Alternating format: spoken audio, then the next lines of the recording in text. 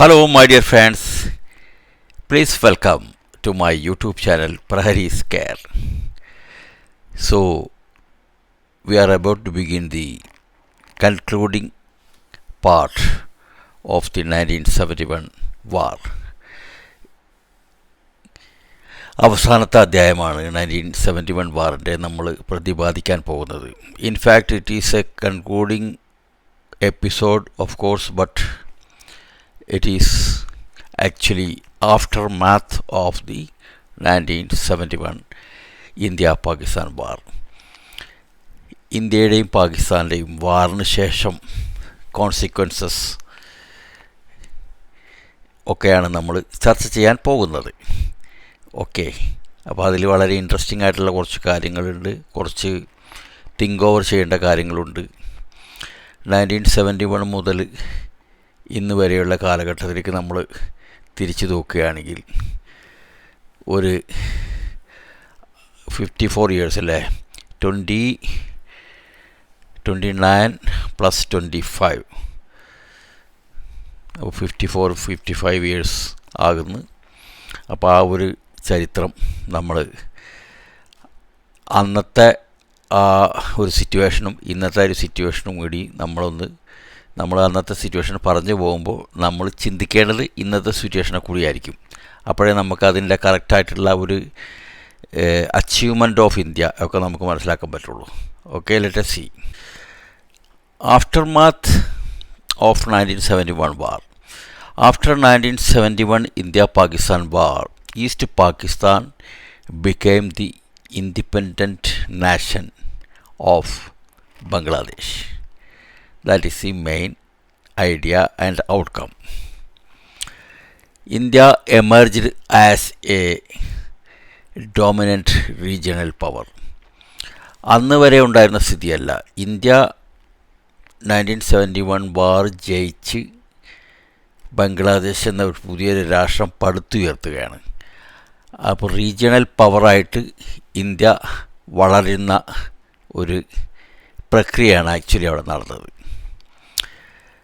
We should all proud of about the 1971 war and its after consequences. Pakistan faced deep humiliation. ഇത്രയും നാണം കെടാനില്ല അവർ, prompting it to accelerate the clandestine nuclear weapons program. ഇല്ലീഗലായിട്ട് അവർ നടത്താൻ ഉദ്ദേശിച്ചിരുന്ന അല്ലെങ്കിൽ നടത്തി വന്നിരുന്ന clandestine nuclear weapon പ്രോഗ്രാമിൻ്റെ സ്പീഡാക്കാൻ അവർക്ക് മനസ്സിലായി. ഇനിയിപ്പോൾ അണ്വായുധമില്ലാതെ ഇവിടെ ജീവിക്കാൻ പറ്റത്തില്ല, ഇന്ത്യ നമ്മളെ വെച്ചേക്കത്തില്ല എന്നുള്ളൊരു ബോധമാണ് അവർക്കുണ്ടായത്. Okay, conflict also had significant cold war implications involving the US, United States of America, Soviet Union, Russia and China, also led to massive refugee movement, പാലായനങ്ങൾ, അഭയാർത്ഥി പ്രവാഹം എന്ന് പറയില്ലേ, ഒരുപാടുണ്ടായി. അതുപോലെ പ്രിസൺ ഓഫ് വാർസ് എക്സ്ചേഞ്ചസ്, യുദ്ധത്തിൽ പിടിക്കപ്പെട്ട ഭടന്മാരുടെയൊക്കെ തിരിച്ചു കൊടുക്കുക, മറിച്ചു കൊടുക്കുക, എല്ലാം നടന്ന് ആകെ മൊത്തം ഒരു കലുഷിതമായ അന്തരീക്ഷമായിരുന്നു. Pakistan's military surrender on 16th December 1971, അത് നമ്മൾ ഒരുപാട് തവണ ചർച്ച ചെയ്തതാണ്. ആ സറണ്ടറും എല്ലാം ഇതിൻ്റെ ഒരു മാസീവ് കോൺസിക്വൻസസിൽ വരുന്നതാണ്. അപ്പോൾ നമ്മളിതിനെ ലോങ് ടേം കോൺസിക്വൻസ് എന്ന് പറഞ്ഞ് നോക്കുമ്പോൾ മെയിനായിട്ട് വരുന്ന ഇന്ത്യാസ് റൈസ്, ഇന്ത്യയുടെ ഉയർത്തെഴുന്നേൽക്കൽ. ഇന്ത്യ വളരെ ഉയരങ്ങളിലേക്കുള്ള ഒരു പ്രയാണം ആരംഭിക്കുന്നത് ആക്ച്വലി 1971 വാറിന് ശേഷമാണ്. Before that, after partition of India in 1947, നമ്മളൊരു പേസ് പിടിച്ചില്ലായിരുന്നു, നമ്മളിങ്ങനെ സെറ്റിലായിക്കൊണ്ടിരിക്കുകയായിരുന്നു. Lot of works had to be done, ഒരുപാട് ഇൻഫ്രാസ്ട്രക്ചർ വർക്കുകൾ, ചെറിയ ചെറിയ കാര്യങ്ങൾ. അന്ന് പൈസ ഇല്ല, lot of problem we were facing as a young India, young nation, So after 1907, we had a fresh confidence amongst our Javans. ഒരിക്കലും ഒരു പ്രശ്നമില്ലായിരുന്നു. ഓൾവേസ് ദേ ഫോട്ട് വയലൻ്റ്ലി. നമ്മുടെ ചൈനാസ് ഡിബാക്കിളല്ലാതെ വേറൊന്നിനും, അതും അതിൻ്റെ കാരണങ്ങൾ വേറെ പലതാണ്. So long term consequence number 1 ആയിട്ട് കയറുന്ന India's rise. India was solidified as a major regional power, demonstrating by its swift victory. പെട്ടെന്നാണ് നമ്മൾ ജയിച്ചത്. And decisive role in the conflict. ഏറ്റവും ഡിസിഷൻ എടുത്തുകൊണ്ട് കംപ്ലീറ്റ് ഫുൾ ഡോമിനേഷൻ കാണിച്ചുകൊണ്ടാണ് 1971 വാറിന് നമ്മൾ തീർത്തത്. പാകിസ്ഥാൻ ഹ്യൂമിലേഷൻ, നേരത്തെ പറഞ്ഞ പോലെ ന്യൂക്ലിയർ പാത്ത്, അവർ ന്യൂക്ലിയർ പാത്തിലേക്ക് പോകുന്നത്, although it was a illegal this thing but they manage it. അതിൻ്റെയൊക്കെ ഒരുപാട് രഹസ്യങ്ങളും കാര്യങ്ങളുമൊക്കെ ഉണ്ട്. We are not gone to discuss that now.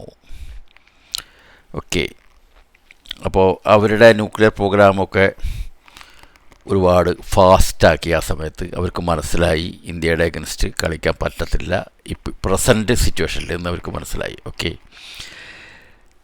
വേറൊരു ഇമ്പോർട്ടൻറ്റ് ഫാക്ടർ വന്നത് ജിയോ പൊളിറ്റിക്കൽ ഷിഫ്റ്റ്. അതുവരെ ഉണ്ടായിരുന്ന ജിയോ പൊളിറ്റിക്കൽ സീനറിയോ കംപ്ലീറ്റ് മാറി. The emergence of Bangladesh fundamentally altered South Asian geopolitics. ഒരു പുതിയ കൺട്രി അവിടെ വന്നതോടുകൂടി പാകിസ്ഥാൻ 2 വശത്തുമായിരുന്നപ്പോൾ, ഇൻഫാക്റ്റ് ചെറിയ കൺട്രി ആയിരുന്നെങ്കിൽ പോലും നമുക്കതൊരു ഭയങ്കര ബുദ്ധിമുട്ടായിരുന്നു. But now that East Pakistan has become Bangladesh, a fresh nation. So we had full solution of one side. But the things have changed nowadays. Many more incidents like ജമാഅത്തെ ഇസ്ലാമിയുടെ ഒരു റൈസൊക്കെ ആ കൺട്രിയിൽ വന്ന് ഹിന്ദുക്കളുടെ അഗൻസ്റ്റുള്ള ഭീകരത കാര്യങ്ങളൊക്കെ ഉണ്ട്. So but that time it was our country, our brain child. നമ്മളുണ്ടാക്കി കൊടുത്ത ഒരു നാഷനായിരുന്നല്ലോ. സോ ഫുൾ ഡോമിനേഷൻ അതിപ്പോഴും അങ്ങനെ തന്നെയാണ്. ഇപ്പോഴും ഫുൾ ഡോമിനേഷൻ ഇന്ത്യയാണ്. പക്ഷേ പൊളിറ്റിക്സിൽ വരുന്ന വ്യത്യാസങ്ങളിൽ ഓരോരോ പ്രശ്നങ്ങൾ വരുന്നെന്ന് മാത്രം. നമ്മൾ ബോർഡറൊന്നും ഇല്ലായിരുന്നല്ലോ പണ്ട്. നമ്മളെല്ലാ കാര്യങ്ങളും ഇന്ത്യയല്ലേ ചെയ്തു കൊടുത്തത് Bangladesh.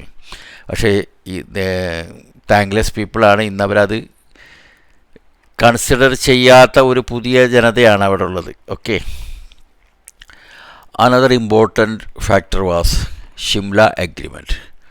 That was in 1972. India returned most of the territory captured in West Pakistan as a goodwill gesture. ഒരുപാട് ടെറിട്ടറി പിടിച്ചെടുക്കുന്ന അതൊക്കെ നമ്മൾ തിരിച്ചു കൊടുത്തു. Leading to the Shimla agreement which aimed to normalise tensions. India എന്നും ശാന്തിയും സമാധാനവും പ്രതീക്ഷിക്കുന്ന ഒരു കൺട്രിയായിരുന്നു, കാക്ഷിക്കുന്ന ഒരു കൺട്രിയായിരുന്നു. അത് കാരണം നമ്മൾ പിടിച്ചെടുത്ത സ്ഥലങ്ങളൊക്കെ നമ്മൾ തിരിച്ചു കൊടുത്തു. Okay, Shimla agreement all about those things. War crimes and reconciliation. War crimes ഒരുപാട് നടന്നിട്ടുണ്ട്. ടോട്ടലി ഒരു വാർ സിറ്റുവേഷൻ എന്ന് പറഞ്ഞാൽ, ഒരു വാർ എന്ന് പറഞ്ഞാൽ it is always disaster.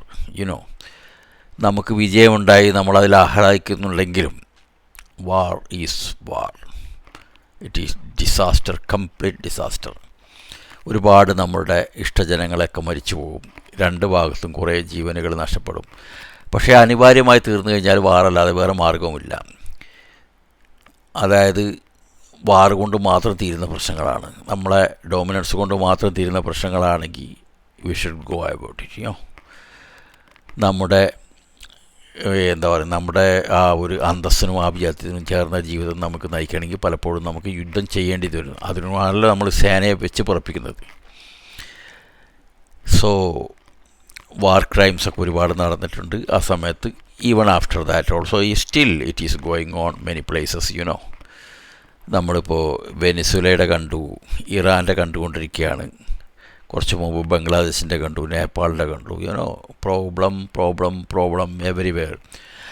Russia and Ukraine war, അവരത് തീർക്കാൻ ഒരു പരിപാടിയില്ലെന്നാണ് തോന്നുന്നത്. It is going on. Donald Trump കുറേ ശ്രമിച്ചു, അല്ലെങ്കിൽ ശ്രമിച്ചെന്ന് അയാൾ വീരവാദം മുഴക്കി. But nothing doing. The war is still on. So that is war, crimes, reconciliation, everything is going hand in hand. So ഇതൊക്കെയാണ് ഒരു കോൺസിക്വൻസസ് എന്ന് പറയുന്നത്. ബംഗ്ലാദേശിനെ പറ്റി പറയുകയാണെങ്കിൽ, first prime minister under provisional government of Bangladesh on 10 April 1971 was Tajuddin Ahmad. Provisional government ആയിരുന്നു. അപ്പോൾ ആ സമയത്ത് തട്ടിക്കൂട്ട് ഗവൺമെൻറ് ഉണ്ടാക്കുമല്ലോ നമ്മൾ. താജുദ്ദീൻ അഹമ്മദ് എന്ന് പറഞ്ഞ ഒരു വ്യക്തിയായിരുന്നു. അയാളാണ് ഇതിൻ്റെ first prime minister under provisional government. First elected prime minister ആണെന്ന് ചോദിച്ചാൽ ദാറ്റ് ഈസ് ഷെയ്ഖ് മുജീബുർ റഹ്മാൻ. അദ്ദേഹമാണ് അവിടെ ബംഗബന്ധു എന്നൊക്കെ അറിയപ്പെടുന്ന ആളാണ്. ഏറ്റവും അവാമി ലീഗിൻ്റെ ഏറ്റവും ശക്തനായ ലീഡറാണ്. അദ്ദേഹത്തിൻ്റെ മകളാണ് ഷെയ്ഖ് ഹസീന, ഇപ്പോൾ ഇന്ത്യയിൽ ഇൻ എക്സൈലായിട്ട് അഭയം പ്രാപിച്ചിരിക്കുന്നത്. ഓക്കെ. ഷെയ്ഖ് മുജീബുർ റഹ്മാൻ പദവി ഏറ്റെടുത്തത് 7 March 1973. Much after the war, 1971 war, which was concluded on 16th December 1971. And 73 മാർച്ചിൽ, അതൊരു ഓൾമോസ്റ്റ് ഒരു 1.25 വർഷത്തിന് ശേഷമാണ് എലക്റ്റഡ് ഗവൺമെൻറ് അവിടെ വരുന്നത്. ഷെയ്ഖ് മുജീബുർ റഹ്മാൻ. അത് കഴിഞ്ഞിട്ട് ഇറ്റ് ഈസ് ഹിസ്റ്ററി.